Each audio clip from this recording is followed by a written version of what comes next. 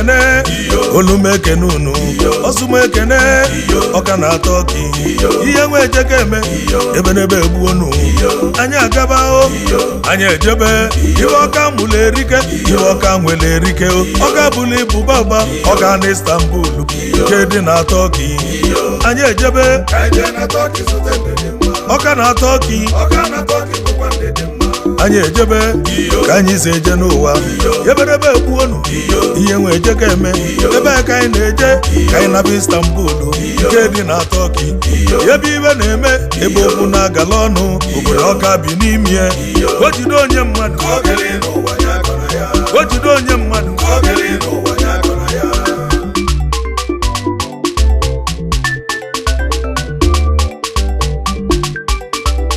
Awka Development Union Istanbul Turkey branch Prince Malaika na-ekene unu nke onye chili ezelu ụmụnne m nye gazielu unu ndị ọma Awka bi Turkey na mekene unu ndị ọma Awka bi na Turkey ndị ọma Awka Istanbul Turkey na nye ekene unu ndị ọma Awka bi na Turkey ndị ọma ofu bụ ka anyị ji aga ndị ọma Awka bi na Turkey ndị ọma onye nwe onye libe ya aka ndị ọma Awka bi na Turkey ndị ọma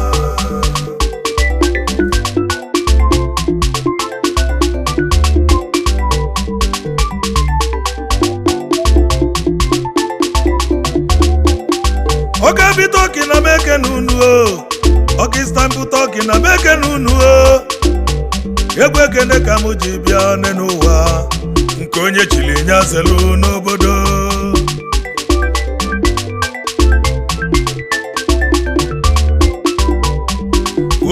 ije nuo Ausuma Malaika ebulugo ogene bịa ka njebe n'oku na akpọmụ wee jụwa obole ndị na akpọmoku ọ bụla Awka Development Union Istanbul na Turkey basi m bụlụ egwu m obiaba na Turkey ka mụ na aba na abụ nọli ya n'obodo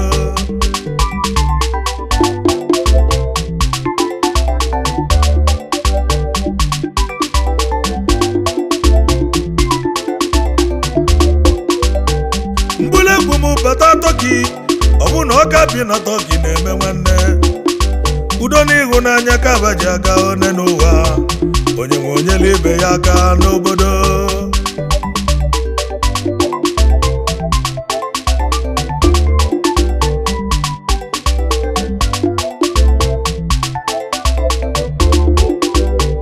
mmekọrịta ka eji eme nwanne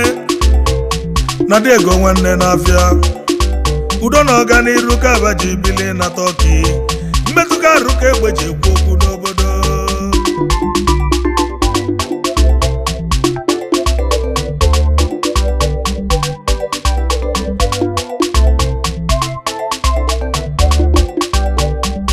Awka bi na Turkey Ausuma Malaika batago obodo ka ntụnye unu azụ ụmụnne m maka esi m olu bata n'obodo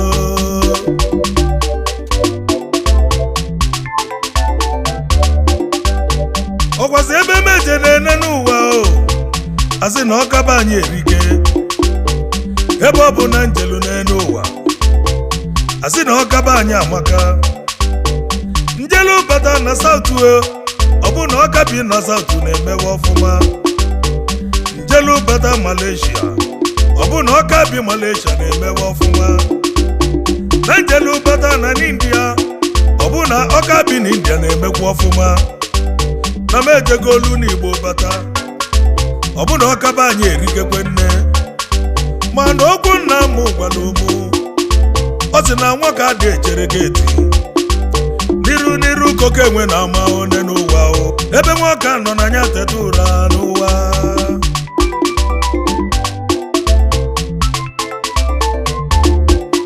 Awka bi Turkey na mekene unu ndị ọma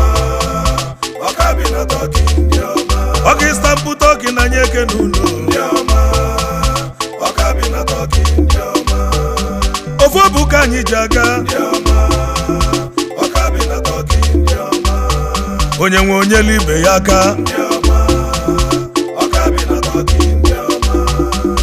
Ọka bi na Tokyo afụgo melu unu si eme nwanne maka na ife adị ka nwanne one n'ụwa onye nwe onye libe ya aka ụmụnne m jidekwe kunu ji onye si jide ka o ji nọ na-emekwe mma ọka Istanbul Tọki mụ na unu ga-ebi one n'ụwa onye nwe onye libe ya aka n'ụwa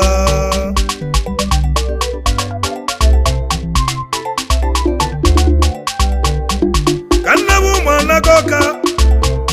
ka nje zute onye dị mma Prince Ikechukwu Chigbuo Kalite Logistic eze nwanne m ugo nwanne odogwu ugo nwanne na ụmụ anaga ọchịchị gị n'ọdị anyị mma na-arụ oge nwa chila anyị ga-aba n'ụwa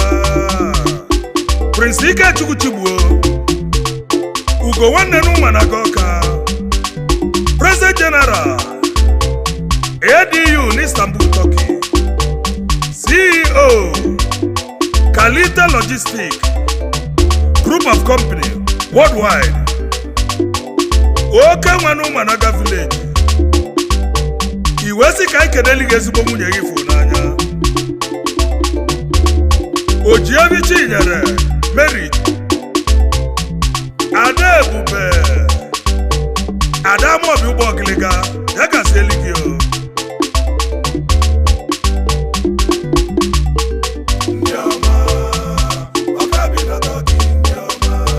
anyị wee na-ekedekwe onye ndị Igwe ruru amalụ nwa ọgayala n'Ọka onowu ndị Igbo na Turkey oke nwanne ụmụayọm village Ọka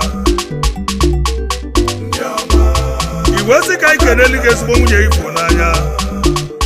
Amaka ndị Igwe Superintendent of Police CSP ndị ọma ya gazi elu ụlọ kedu maka Injinia Ọba nwanna Ozon ọba ego n'Ọka Cubana Santiago Launch na Turkey Ozon Concept and Consultant oke nwanne ụmụọbụ village Ọka iwe sị ka ikeneli gị ezigbote nwunye Ozon player Sikdem Adandu Turkey osodi eme nwaanyị ọma ya gazi elu ụlọ anyị wee na-ekedekwe Evangelist Chukwu na-enye ikwunne Chief Executive Officer Igwe dị mma Enterprises Nigeria Limited former ADU Chairman na Indonesia Chapter dealers of all kinds of Turkish door and furnitures oke nwanne ụmụnnoke village Ọka Evangelist Chukwu na-enye ikwunne odogwunye agazi eligi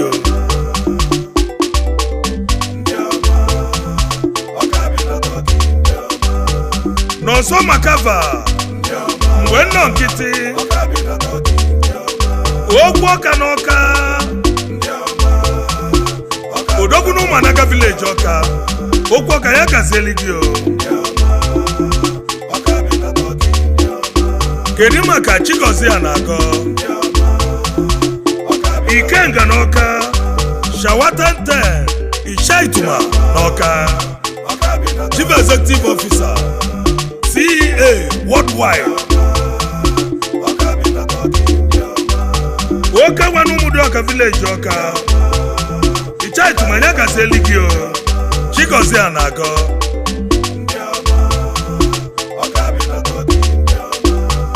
ka nnaba na nkwele Ọka ka nje zute onye dị mma Pesata Emeka Christopher Okoye ụzọ otoko na Turkey ụzọ Turkey na ịgadi oge nwa na nkwele Ọka odogwu ụzọ Turkey nwanne nke m one n'ụwa oyim otoko eze ego Pesata Emeka Christopher Okoye otoko eze ego 1 n'Istanbul Managing Director, Middle East Collection, Nigeria Limited, Ausuma Turkey, Otogeze Ego Worldwide, Awka Manakwele Village Awka, Yagasie, Aiwele Kerekwe, Emeka Nichebe, Willy Baggy, Istanbul, Turkey, Nkiti Abalidike Kiss, Umogwali Village Awka, the Willy Baggy,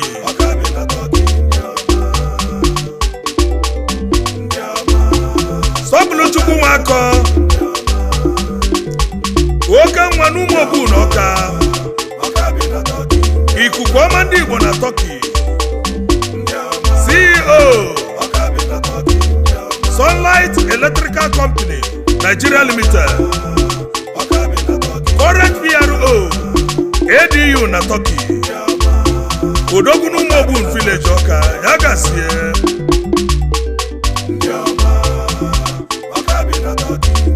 Enu Judu, Oye Chimereze, the President Secretary General, ADU na Turkey, dealers of all types of office equipment, furnitures and logistics services worldwide. Odogwu n'Akwele Village Awka,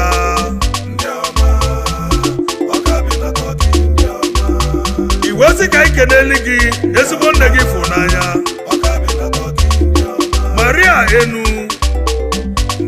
pata na ezigbo nne ya gazeli gị pata na ụmụ agbala.